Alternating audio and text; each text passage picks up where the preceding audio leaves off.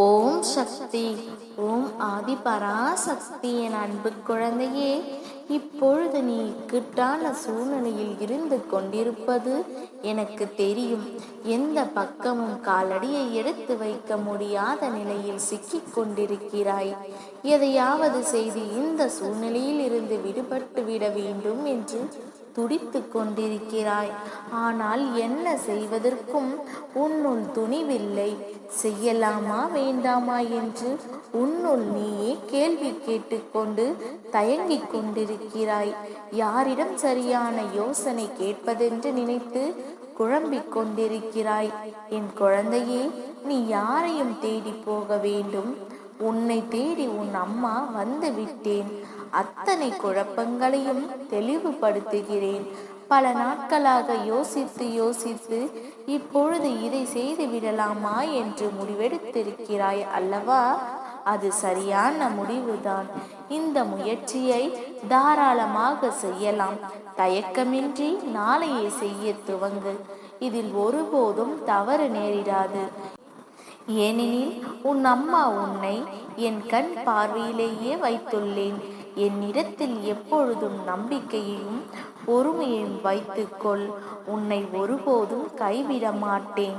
என் குழந்தையே, நான் உன் இல்லத்தில் வாழ்ந்து கொண்டும் இருக்கிறேன்.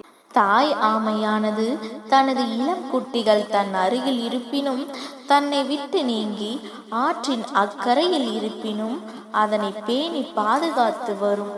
அதுபோல தான் தங்கமே, நானும் உன்னை வளர்த்து கொண்டிருக்கிறேன். நீ எத்தனை தூரத்தில் இருந்தாலும் என் கண்ணோட்டத்திலேயே இருப்பாய். என் கண் பார்வையின் எல்லைக்குள் தான் இருப்பாய். நீ என்ன செய்தாலும் நான் பார்த்து கொண்டுதான் இருக்கிறேன். என் பிள்ளை, எப்பொழுதும் தவறான செயல்களை செய்ய மாட்டாய். உன் மனதை நான் அறிவேன் செல்லமே. வளர்ந்து விட்டாயே தவிர இன்னும் என் பிள்ளை குழந்தை மனம் கொண்டவன்தான்.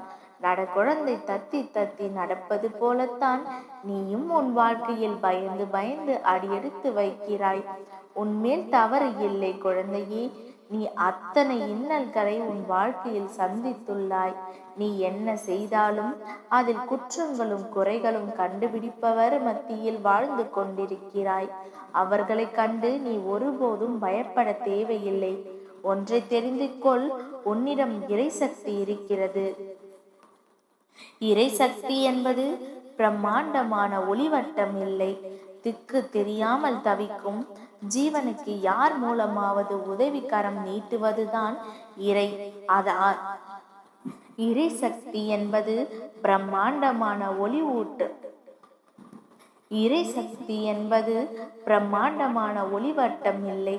திக்கு தெரியாமல் தவிக்கும் ஜீவனுக்கு யார் மூலமாவது உதவிக்கரம் நீட்டுவது.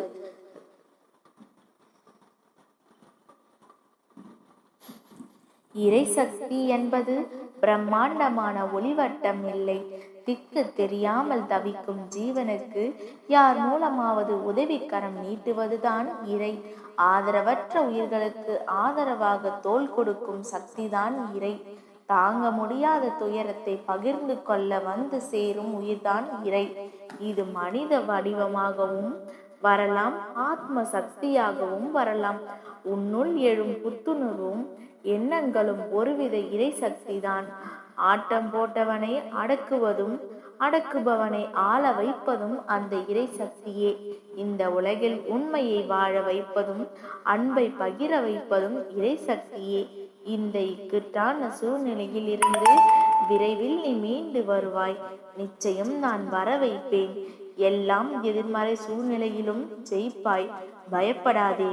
என் வார்த்தைகளின் மீது நம்பிக்கை வைத்து செயலில் இறங்கு தங்கமே. நல்லதே நினை, நல்லதே நடக்கும். உன் அம்மா உன்னோடு இருப்பேன். ஓம் சக்தி. ஓம் ஆதி பராசக்தி.